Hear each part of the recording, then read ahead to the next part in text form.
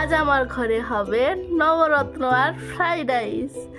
আর সত্যি কথা বলতে রান্নাটা একদমই নিজস্ব রান্না বলবো না, আমি যতটুকুনি শিখেছি যা শিখেছি পুরোটাই মানে মোবাইল দেখে শিখেছি। আর সব থেকে বড় ক্রেডিট হচ্ছে অতনুর রান্নাঘর। অতনুদার রান্না খুবই ভালো লাগে আমার, সত্যি কথা বলতে। বিরিয়ানি বলো, এই নবরত্ন তরকারিটা তো জাস্ট অসাম লাগে পনির দিয়ে। আর প্রায় জিনিসই আমি অতনুদার থেকেই শিখেছি, অতনুদার রান্নাঘর দেখেই শিখেছি।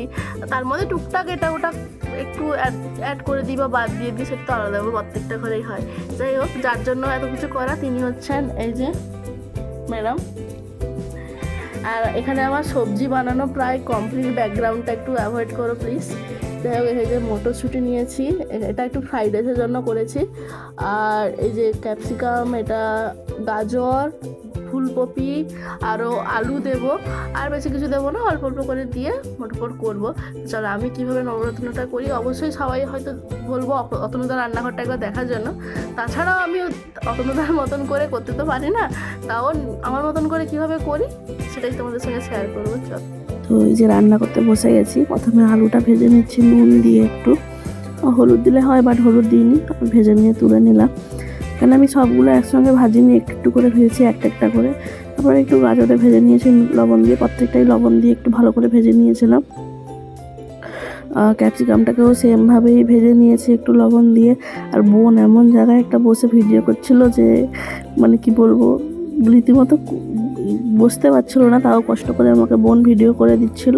তারপরে একটু ফুলকপি ভাজলাম, ফুলকপিতে একটু তেলটা কম হয়ে গেছিলো, তাই জন্য লাস্টে একটু তেলও দিয়েছি, একটু লবণ দিয়েছি, এই যে একটু তেলও দিলাম। আর আমি উনুনে রান্নাটা করেছিলাম, আর উনুনে রান্না করলে কী হয়, একটু খুব তাড়াতাড়ি হয়, গ্যাসে খুব একটা কমফোর্টেবল না আমার। তারপরে একটু মটরশুঁটিটাও ভেজে নিলাম, মটরশুঁটিটা না ভাজলেও হতো বাট আমি ভেজে নিয়েছিলাম। তারপরে সেই তেলে মানে পনিরটাকে একটু ভেজে নিলাম। পনিরটাকে আমি একটু গরম জলে লবণ দিয়ে চুবিয়ে রেখেছিলাম, একটু নরম হয়ে গেছিলো, তারপরে একটু লবণ দিয়ে ভেজে নিয়েছিলাম। হলুদ দিলেও হয়, আর আমি হলুদ দিইনি, যেন তেলটা গরম হয়ে গেছিলো বলে একটু লেগে গেছিলো। তারপর পনিরটা তুলে নিলাম, তারপরে টমাটো দিয়ে দিলাম। আর বোন চলে গেছিলো, ক্যামেরাটা এখন আমাকে পুরোটা নিজেকে করতে হয়েছে, তাই জন্য একটু এরকম লাগছে।